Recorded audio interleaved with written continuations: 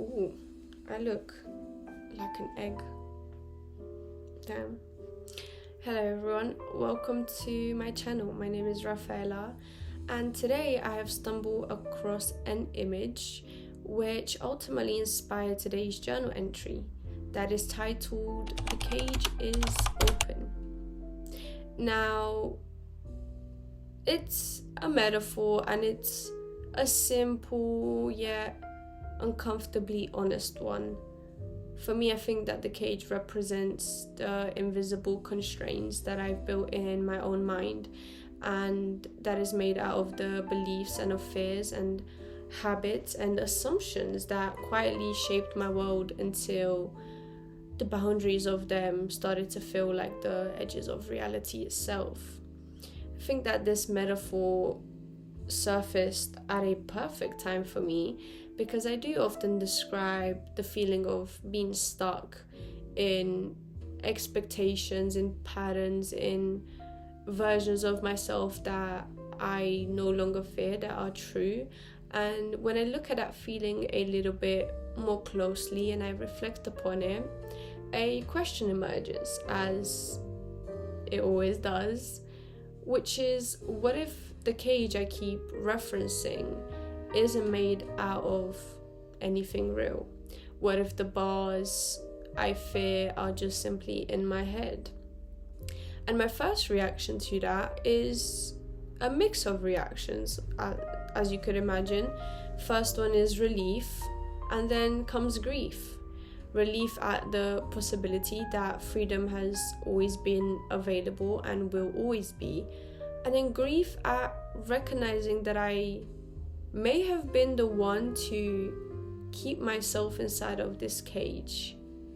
These mental cages are the ones that we get trapped in without questioning much around them, because it comes and it's built by stories that we inherit, identities that we cling to because they're familiar. And when you've been so long inside, you sort of forget to check whether there's a door that you can open. The thing is that most cages aren't locked at all, and some don't even close fully.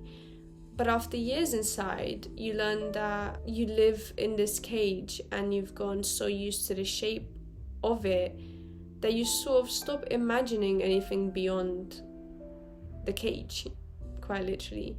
You become the bird who could fly away at any moment, yet you stay still in that cage because the idea of freedom feels more impossible than confinement. And perhaps the real tragedy of these self-made cages is that over time we forget that we are free to leave and that we can leave at any time. Now, seeing the cage as a mental construct changed everything, because you look at life and there are moments in your life where you feel physically stuck, and then there's the mental side of it.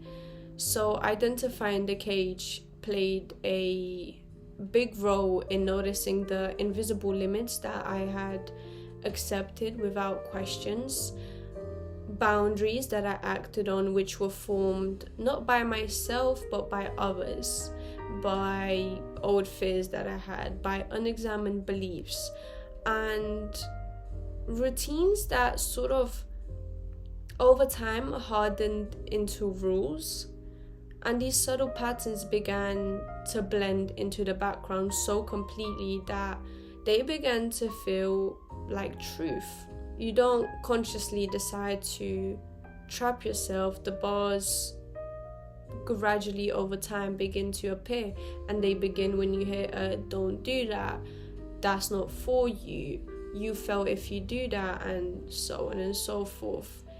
Because hearing those thoughts so often, you start to obey them. Consciously or not, you're going to start to obey them without realizing that you're obeying them. And when I look back, I can't really pinpoint a moment that I stepped into a cage. It wasn't a door closing, it was simply not trying the handle. I accepted certain stories about who I was, and over time, those stories became the limits of my world. And opportunities come and go, and instead of stepping into them, instead of stepping forward, I stepped back. Not because I couldn't, but because I didn't believe that I could. Because I could, but my mind was telling me that, this isn't for you. It being from my own beliefs or from the beliefs that people have placed upon me. Now, only now I get to see how many open doors I really ignored simply because I didn't think that they were meant for me.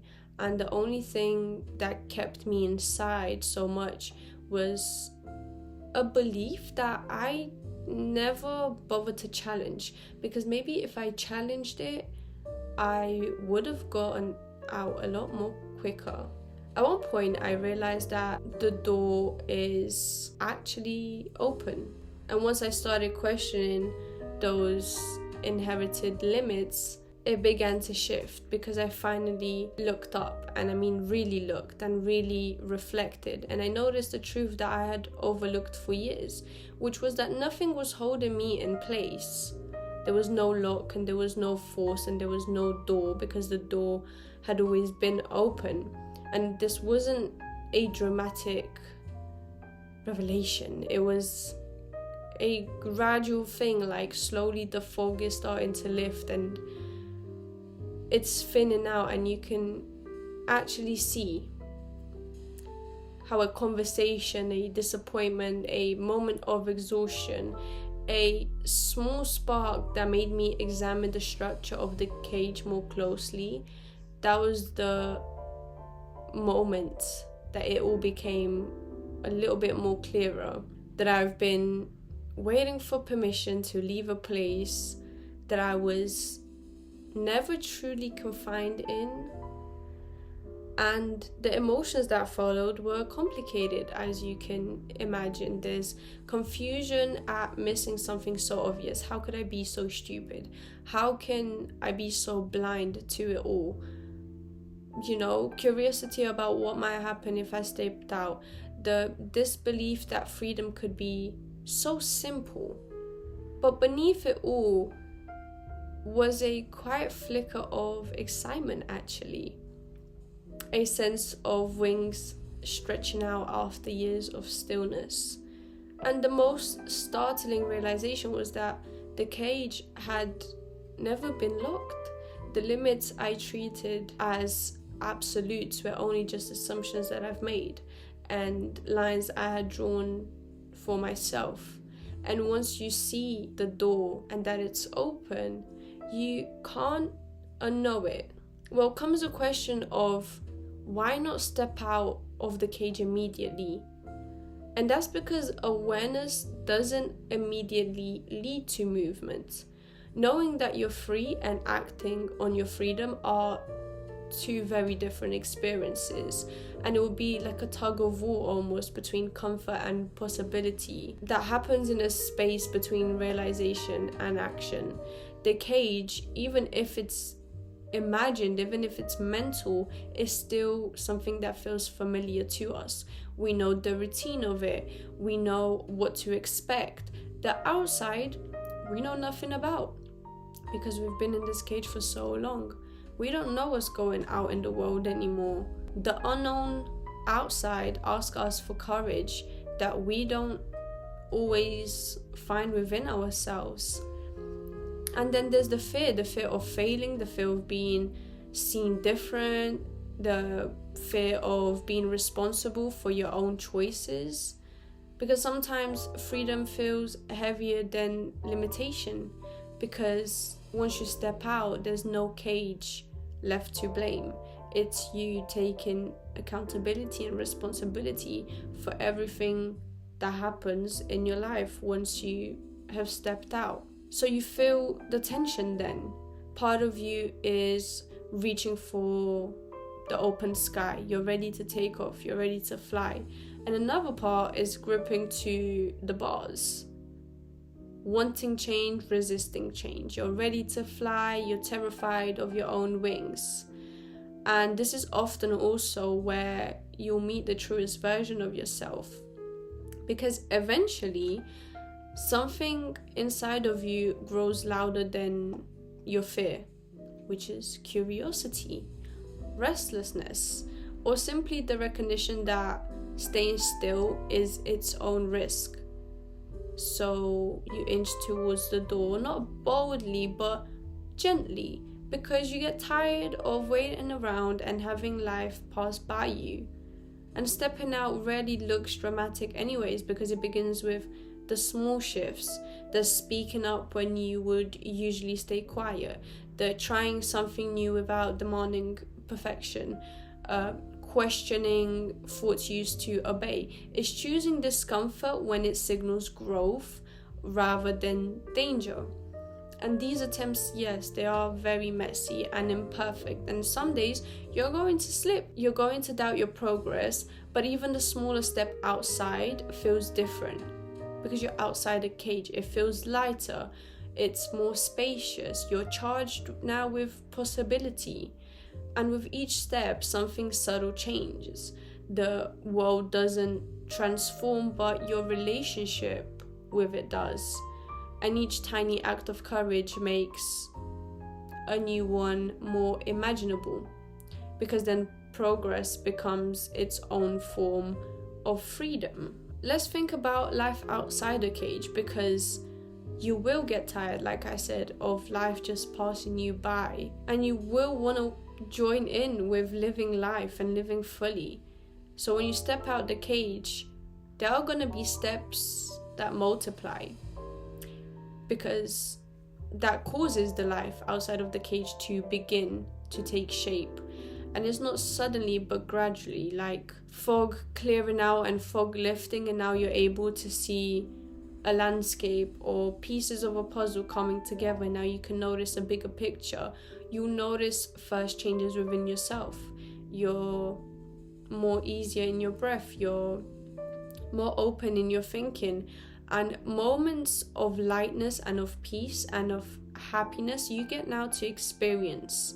And you get to experience them in a sort of amazement, because you didn't even know what you were missing up until the moment that you decided to get out of that cage and truly live life. New opportunities will begin to appear for you, sometimes disguised as discomfort. It will have to come, because growth asks you to stretch, to be honest, to show up in ways that you're not used to. Leaving the cage doesn't erase the fear, it simply shifts who gets to make the decision. Are you making the decision, and are you living your life, or are you letting fear control every single decision that you make, and you're putting your whole life and your whole human experience in the hands of fear? And with distance, your perspective will also change. You'll see how small the cage really was for you, and how much you had to compress yourself while you were inside of it. And suddenly, choices that felt impossible to you when you were in the cage now become real options in your real life. You get to redefine who you are. What are your habits? Your directions, your identity. You get to live and choose everything for yourself. And it's important to remember that life outside isn't perfect or predictable, but it's alive and it expands and it breathes, and so do you. And you're here to have this human experiences, this roller coaster of experiences and emotions. Why not live? Why not experience the good and the bad? Why not experience everything you have to experience, everything that is meant to happen to you, no matter how horrible it is? The horrible part, I can understand why you might want to stay in a cage. No one wants to experience the horrible part. No one wants to experience heartbreak and hurt and betrayal and all of those nasty, horrible things. But those are the things that our souls need to experience. We have to learn things from it. It's a good point to acknowledge that sometimes you might step back occasionally, even when you're taking on the role of being free. Even with freedom, there are days that you will wander back into that cage, not dramatically, just through old thoughts, old patterns, your old reaction to things, your old fears and doubts coming up. And for me, I used to view these moments as failures, but now I understand that they're just part of the process, that setbacks are human. And when you're unlearning years and years of conditioning, the pull of familiarity is very strong. And sometimes that's when the cage feels most comforting, simply because it's something that you've known, and you don't have to live with this anxiety in this unfamiliarity of things. What matters then isn't avoiding the cage forever, it's recognizing when you're slipping back in. And awareness will then become a gentle reminder that the door is still open, and that it has been open for all this time. And you can always go out again of the cage, just like you did the first time. Only that now it's much quicker for you to realize that you can. Notice personally that I've returned. I then just step out again, one small action at a time. There's no need to rush, and there's no shame. It's just you taking on movement. And the real strength isn't in never returning to this cage, but is knowing when you can walk out again. So I think that in the end, the cage's open has become more than a metaphor. It's a reminder that my limits aren't as fixed as they appear. The stories that I've lived inside can always be rewritten. The freedom is not a destination, but it's a perspective and a choice, more importantly, that is available every single day. So to my future self, I would say, remember that you are allowed to grow beyond what once felt necessary, even if you slip back into old patterns, even if you're starting over and you're going back to that cage to start over, you're gonna be able to get out, because you remember that there's a door, and there will always be a door. And to anyone who's watching this, I hope that it invites you to question the limit of your acceptance. Are they real, or have you simply stopped checking whether the door is open? Because so often the freedom we long for is already within reach. We just need the courage to notice it. We notice that there's a door there, but are you going to reach out for the door handle and open it? And so, as I come to the end of this journal entry, I leave you with this question. If the cage you feel trapped in were open today, and I mean wide open, what part of you is ready to walk out of that cage? And also, what part of you is still afraid to try and would rather sit in that cage for longer? As always, I hope that you enjoyed today's video and that you take great care of yourself. I hope you guys have a wonderful day, and I shall see you soon. Until next time. Bye bye.